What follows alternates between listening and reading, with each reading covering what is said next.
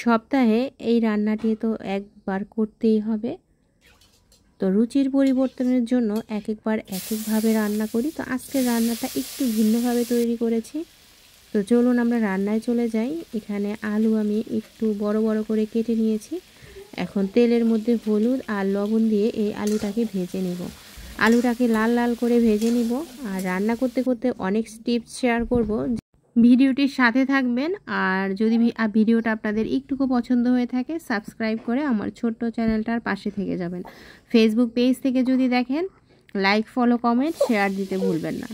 তো আলু ভাজা শেষ। এখন হচ্ছে আবার ওই তেলের মধ্যেই আর একটু তেল দিয়ে এবার মাংসগুলোকে একটু ভেজে নিব। হলুদ আর লবণ দিয়ে দিব ভাজার সময়, আর কিছু এখানে ব্যবহার করব না। একঘেয়েমি খাবার খেতে খেতে যখন বোরিং হয়ে যাবেন, তখন এইভাবে একটু ভিন্নতা করে রান্না করলে সবাই পছন্দ করবে, বড় থেকে ছোট। তো এগুলো ভাজা হয়ে গিয়েছে। আমি কিন্তু অতটা ভাজিনি, জাস্ট মুরগি থেকে যেই জলটা বের হয়ে গিয়েছে সেই জলটা টানিয়ে জাস্ট একটু ভাজা ভাজা করেছি। এবার দিয়ে দিলাম সরিষার তেল, আর এখানে দিয়ে দিচ্ছি হাফ চামচ পরিমাণে চিনি।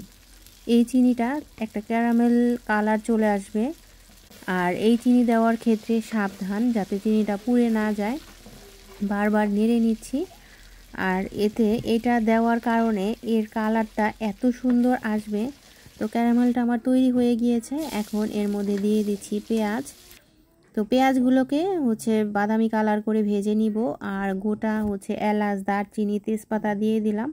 তো সুন্দর একটা ফ্লেভার বের হয়ে গিয়েছে। এখন দিয়ে দিলাম হচ্ছে আদা বাটা, রসুন বাটা, কাঁচামরিচ বাটা, সাথে সামান্য পরিমাণ একটু জিরা বাটাও দিয়েছি। মশলাটা যাতে পুড়ে না যায়, অল্প একটু জল দিয়ে মশলাটা ভালোভাবে কষিয়ে নিব। বারবার হচ্ছে অল্প অল্প জল দিয়ে মশলা কষিয়ে নিব। এখন হচ্ছে গুঁড়া মশলাগুলো দিয়ে দিচ্ছি। এটা হচ্ছে হলুদের গুঁড়া দিয়ে দিব, লবণ আর হচ্ছে মরিচের গুঁড়া দিয়ে ভালো করে মশলাটাকে কষিয়ে নেব।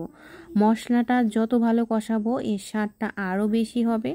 মশলা থেকে যখন হচ্ছে কষাতে কষাতে তেল বের হয়ে আসবে, তখন এর মধ্যে দিয়ে দিব হচ্ছে ভেজে রাখা যে মাংস, সেইগুলো দিয়ে দিলাম। এখন এই যে ভাজা মাংসগুলো মশলার সাথে ভালো করে কষিয়ে নিব। এখন কিন্তু মাংস থেকে আর জল বের হবে না, বের হবে তেল। এই তেলের মধ্যেই মাংসটাকে ভালো করে কষিয়ে নিব। কষানো হয়ে গেলে এর মধ্যে হালকা কুসুম গরম জল দিয়ে দিলাম পরিমাণ মতো। এখন এটাকে পুরো দমে জাল দিব। দেখেন ফুটে উঠেছে। আর একটু সিদ্ধ হয়ে গেলে মোটামুটি এর মধ্যে হচ্ছে ভেজে রাখা আলুটা সেটা দিয়ে দিলাম। এখন হচ্ছে মাংসটা সিদ্ধ হওয়া পর্যন্ত, মাংস আর আলু একসাথে সিদ্ধ হবে। দিয়ে দিচ্ছি ভাজা এখানে গরম মশলা আর ধনিয়া জিরার গুঁড়া। এবার পুরো দমে এটাকে জাল দিব। আর এটা একদম ঝোল ঝোল রান্না করব, ভুনা করব না। অসাধারণ খেতে, একবার হলেও ট্রাই করে নেবেন। তো আজকে এই পর্যন্তই।